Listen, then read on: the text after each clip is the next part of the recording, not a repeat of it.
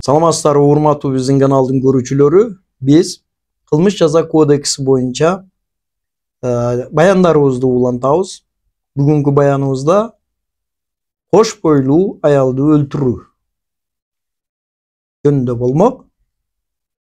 Демек, бул 122 беренеде, кылмыш жаза кодексинин 122 беренесинин 2 бөлүгүнүн 2 пункту болуп саналат. Бул оордотуучу жагдайда киши өлтүрүү болуп эсептелинет. Түздөн түз бул кылмыштын өзгөчөлүгү ошол кылмыштын объектиси болуп кош бойлуу аял болуп эсептелет. Объективдүү жагын карасаңыз, өзгөчөлүктөр өтө көп. Кылмыштын объективдүү жагыга өтө көңүл буруш керек. Ошол жасап жаткан адам түздөн түз ошол кош бойлуу аялга кол салгандыгы. Жана ошол кош бойлуу аялдын ошонун негизинде өлүмгө дуушар болушу.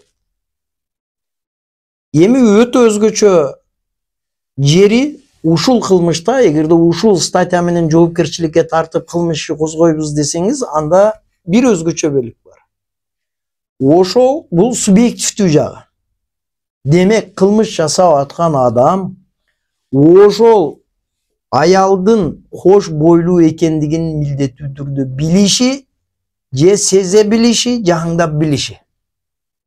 Демек, эгерде ошол кылмыш жасап аткан адам ошол аялдын кош бойлуу экендигин билбесе, билүүгө мүмкүнчүлүгү болбосо, сезе билбесе, анда сиз бул статьяны кое албайсыз. Эми бул кандай практикада кандай болушу мүмкүн? Мисалга, үйдө жашап жаткан аялы менен күйөөсү дейли.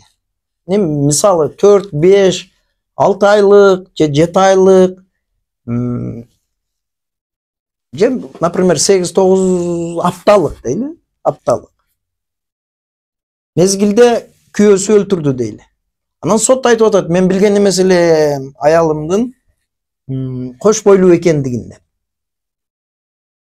Мындай учурларда аңдап сезе билүүгө ал күйөөсүнүн мүмкүнчүлүгү болду беле, болбоду беле?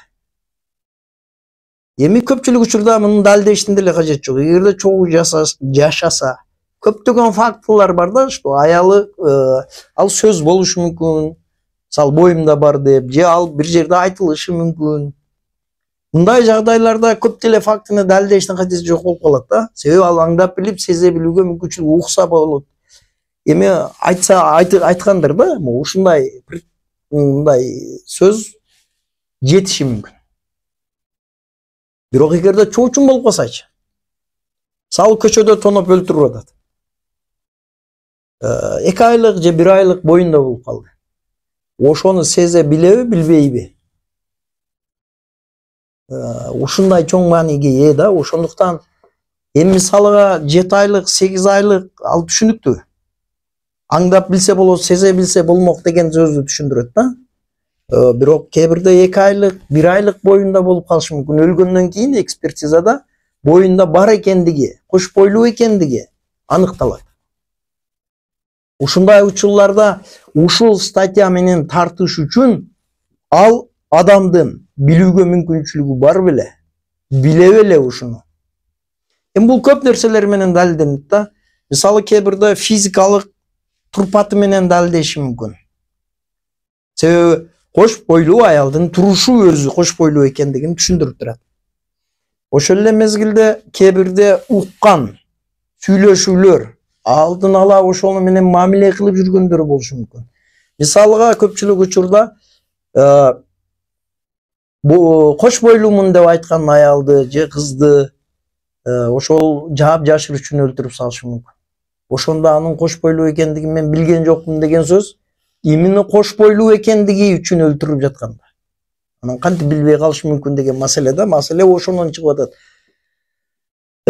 Кылмыштын түрткүсү, максаты ошондо болуп калгандыктан мындай учурларда өзүнчө далилди талап кылбайт деген сөздү деле түшүнсөк болот да. Бирок тергөө мезгилинде субъективдүү жагы, бул кылмышты коюу үчүн субъективдүү жагы өтө маанилүү. Демек, ошол адамдын koç boylуу ekendигini bilişi, seze bilişi, аңдап bilişi. Üç nerse bilişi. Demek bul пункт менен айып тугузуу үчүн ушул нерсени милдеттүү түрдө далилдешибиз керек. Жанагыдай мен айткандай көрсөтмөлөр менен уккан, ушул мындай чогуу отурганда ушундай болуп айтылган, бул уккан, ошондо билген, же ар кандай сүйлөшүүлөр, же ар кандай жазуулар бири-бирине болгон, же болбосо адамдын өзүнүн көрүнүш көрүп турушу, ушу сыяктуу. Эми кээ бирде тескерисинче жагын алып карайлы. Боюнда бар кош бойлуу деп өлтүрүп жатат, бирок экспертизадан кош бойлуу эмес экендиги аныкталып калып атат. Ошондуктан ушул убакта жоопкерчиликке тартабызбы? Жанагы биз айткан мисалда эле.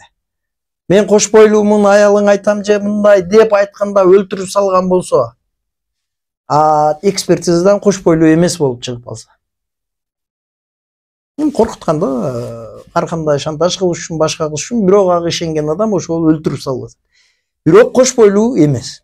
Мыйзамда жазылып турат, кош бойлуу аялды өлтүрүү деп. Факт кош бойлуу эмес болуп калган. Демек квалификация кылганда ошол фактически чыккандыгы, кош бойлуу болуп чыккандыгы, жанагы адамдын ошону билиши өтө маанилүү болуп эсептелинет. Демек бул статья менен квалификация кылыш үчүн ушуну көрсөтө билишибиз керек. Тергөөдө дагы, териштирүүдө дагы билген, могу жагдайларда, моундай шарттарда бул билген, ушундай кош бойлуу экендигин дегенди далилдөө керек.